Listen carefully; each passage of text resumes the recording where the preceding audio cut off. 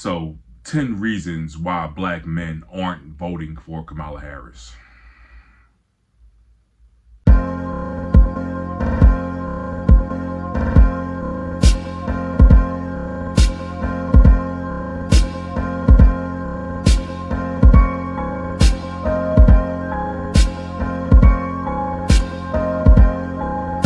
So the narrative is black men are misogynists and just hate women, and we don't want to see a black woman in power. And that's just total BS.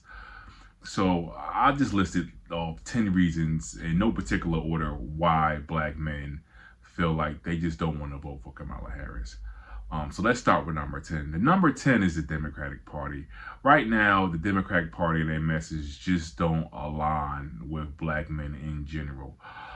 Black men who get up every day, go to work, work regular 9 to 5 jobs. The black men who are out there, starting their businesses, trying to be entrepreneurs. Even like me, I'm on YouTube and social media, trying to make a business out of social media. Her message and plan just don't align with us. So that's number 10. And if you really want to take a look at the Democratic Party, a lot of black men were done with the Democratic Party by the way they treated Trump during the first run. Because for me personally, I can say during that first term of Donald Trump, I was full listening with everything that the media said about him. And they said he was colluding with Russia. And in my mind, that made sense because Donald Trump is an international businessman. He does businesses all over the world. He has corporations all over the world. So it wasn't a far-fetched for him to be colluding with other countries and other nations, that go against U.S. interests. But then we had an investigation. The investigation was 2 years, half of his presidency, just to find out with a 400-page document, 300 or 400-page document, that there was no collusion with Russia. So then after that, I was kind of done and really skeptical of the Democratic Party because, why would y'all do that? You got to understand, you had people scared for 4 years that this guy was going to destroy the country, blow stuff up, start wars, kill people was going to and all this other stuff. And here we go. Fast forward, we found out that it was all BS. It was all bullshit and it was all fake. So this is why a lot of people are kind of falling back from the Democratic Party, because you had everyone, and I mean everyone, scared for the last, well, not the last 4 years, but 4 years prior than the 4 years. His 4 years in office, you had everyone scared. So this is why a lot of black men are like, no, we're not buying your crap again. Number 9, the media lying about Joe Biden. Now, we all want to act like that didn't happen, but that happened. For years, Republicans were saying that, oh, Joe Biden, he's sick. Joe Biden, he has dementia. His mental capacity is a felon. We need to do something about it, right? And everybody, including Ms. Harris, was saying that Joe was okay. I talk to him every day. He's fine. He's great. And lo and behold, here we go. Fast forward. It's election time. Joe Biden stumbles in the debate, and now he's out. And then y'all didn't even do anything Democratic to get him out. Y'all just said he was gone. Here's Kamala. Vote for her. And, black men are like, well, what the heck is that? We didn't go through a democratic process or anything. You just fed us her, and that's who we're supposed to go with. And black men just not going for that. Sorry, they're just not going for it. So number 8. Number 8 is Kamala Harris. Again, she's running, okay. We're looking at her, and she's playing in our faces, right? Black men don't like people to play in their face. Black men are very direct. Hey, tell me what it is. Tell me what it's going to be. And then I can go from there, and I deal with whatever's going on from there. She's talking about making collard greens in a bathtub and all this other crazy stuff.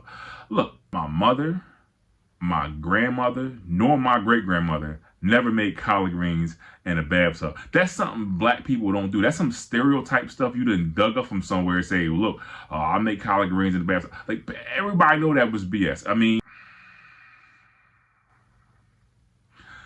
then she has the fake accents. So when she goes to speak with people, her accent changes depending on where she's at.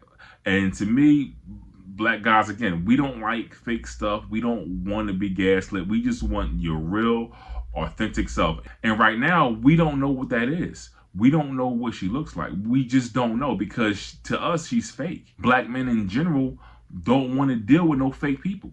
Is this whole thing in the black community that we always go by back in the day. I don't know how it goes now, but black people my age, it's a thing called keeping it real, and she not keeping it real. So number 7, another thing, claiming to be black.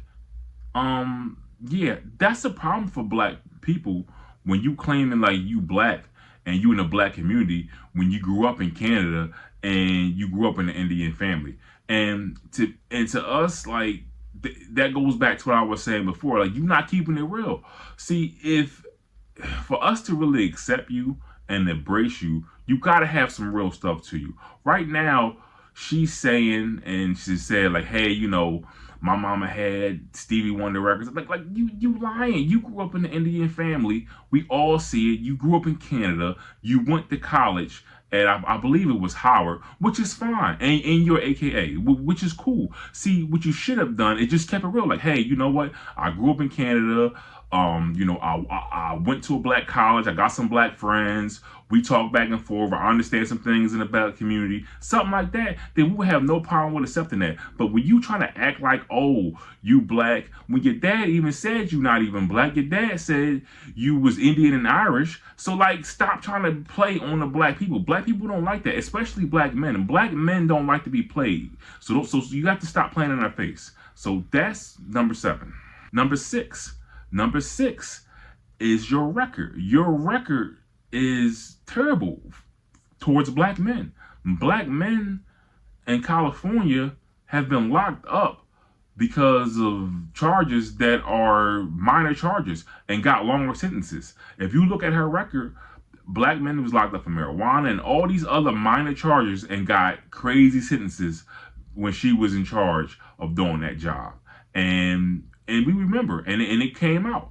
And also, too, she had the thing with the single mothers that she locked up because her daughter or something had a disability or something, and she passed some bill where they was locking up parents for truancy. And to me, that's crazy. Like you don't understand that because you probably never been in a situation where you have to get your kids to school every day. Kids miss school. It happens. Kids get sick. Stuff happens. Family events happens. It happens. So locking parents up for truancy doesn't solve anything. And you know what? People remember that stuff. And when black men hear that, that's a turnoff because they look at it like, man, this could be my family. This could be me. This could be my daughter's sick or something like that. And now I'm getting locked up, and going in the system because I can't get my daughter to school for whatever reason. So number 5. We know how you got your job. Now, if you want more details on that, you can go to Judge Joe Brown. He can give you all the details and all the dirt on that. I don't want to go into that too much because, I'm just getting started, and I don't want to get demonetized before I get monetized, because you can't say certain things, but if we know how you got your job. So, and you didn't get your job through hard work. Well, hard work, but not the hard work that a guy would have to put through, or a black man would have to put through to get those same jobs and opportunities you got. So, that's another reason why, black men are just not going to go out and just say, hey, let's get this girl or let's get this woman my vote, because how you get your job and how you get in the positions you are in, how you get to the positions you are in with us matter. So when you get in a position and we think you don't deserve to be there, then we're going to question it. And especially when reports coming out that you know, everything wasn't above board. So, like I said, if you want more details on number 5, I would advise you to go watch Judge Joe Brown. Judge Joe Brown goes into all the details on who she was back in California, how she made her way through the ranks of the Democratic Party back in California, and how she got to where she is, politically. So, yeah, I would say take a look at that. Number 4. So number 4 is we see your strings. So as black men, we don't want people leading us that we know aren't really leading us, right? So we understand that you're just a puppet, right? This is why you haven't made any decisions. This is why you skipped all these interviews. This is why you haven't really been saying anything to us, because someone from somewhere, and I don't want to say who it is. I don't want to make any speculations. I don't have any proof, right? So, but if I had to assume, right, I'm assuming somebody high in the Democratic Party is telling you what to do and trying to get you in that presidential seat. So we don't think you're making a decision. So when things happen and things go bad, we want somebody in there who can make a decision and say, hey, stand on that decision, whether it was right, wrong, or indifferent. We don't need people asking somebody else what to do when things go wrong. And that's what a lot of black men think. A lot of black men think like you're not the shot caller, right? So that's just what we think. Because if you were, we would think you would be saying different things, be moving different, and be more open about who you are and more honest, and we would know more about you. So that's just what we think. We think you're playing some strategy that somebody put together, and you go on news media, they admit it. They say, hey, yeah, her strategy is to do this. It's the same strategy Biden did. That strategy to hide and don't say anything and just sit in the corner and just, and then just see what happens, right? So number 3 is going to be kind of tough. And number 3 is going to trigger a lot of people, but somebody has to say it. So I say, hey, well, might as well be me, right?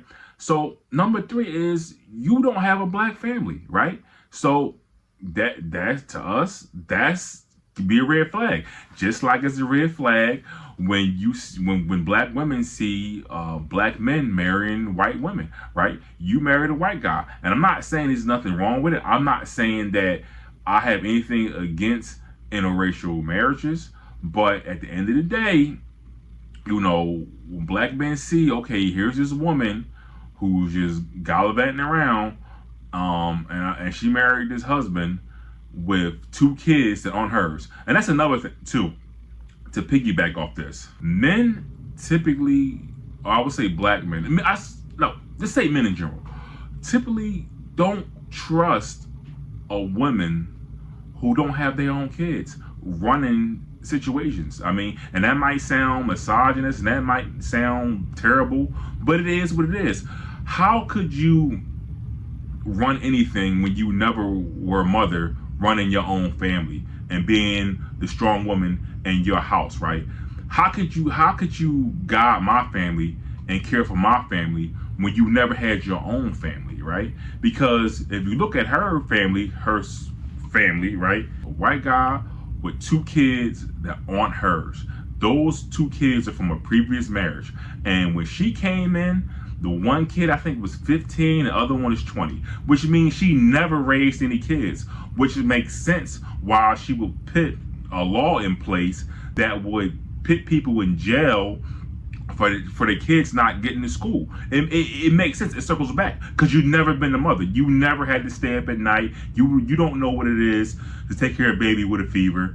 You don't know what it is to have to run to the ER. You don't know what it is having to not know what to do when, oh my God, a baby got colic and they just screaming, you can't get no sleep, and you have to stay up and wake up every hour on hour to take care of a child. You don't know that. You don't know that life. You never dealt with that life because you were too busy doing what Judge Joe Brown said you was doing. So like I said, go back to Judge Joe Brown. But anyway, so number two is going to be controversial too, but somebody has to say it.